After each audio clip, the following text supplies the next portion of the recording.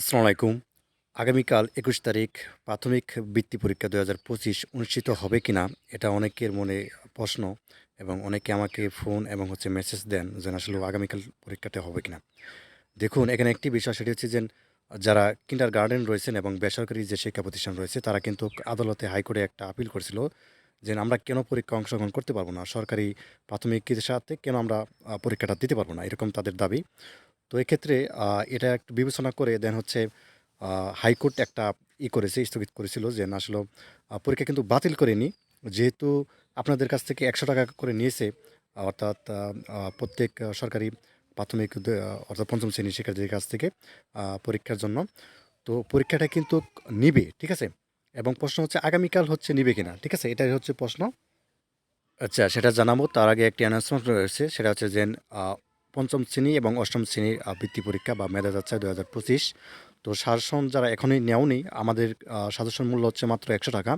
মানে সকল সাবজেক্ট মিলিয়ে হচ্ছে ৳১০০ মাত্র।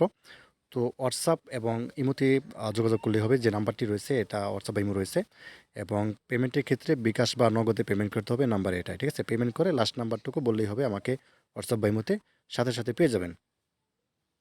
আচ্ছা, যেটি বলতেছিলাম আসলে পরীক্ষা আগামীকাল হবে কিনা?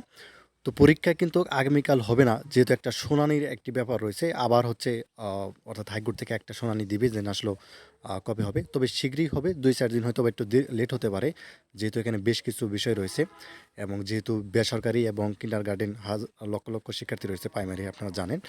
তো এক্ষেত্রে ২-৪ দিন একটু সময় লাগতে পারে। আর দেশের বর্তমান যে অবস্থা, এর প্রেক্ষিতে আসলেও পরীক্ষাটা একটু ডিলে হতে পারে, একটু পিছিয়ে যেতে পারে। সেটি এক্সাক্টলি কত তারিখে হবে এটা বলা যাচ্ছে না। তবে আমি হোপফুলি আমার যেটি ধারণা বা আমি যতটুকু তথ্য জানি যে অর্থাৎ ডিসেম্বরেই আ নেওয়ার কথা, শেষের দিকে আরকি। ঠিক আছে? শেষের দিকে মানে হচ্ছে ২-৪ দিন একটু লেট হতে পারে। ঠিক আছে? যেহেতু ৪ টা মাত্র পরীক্ষা, যেকোনো সময় নিয়ে নিবে। ঠিক আছে?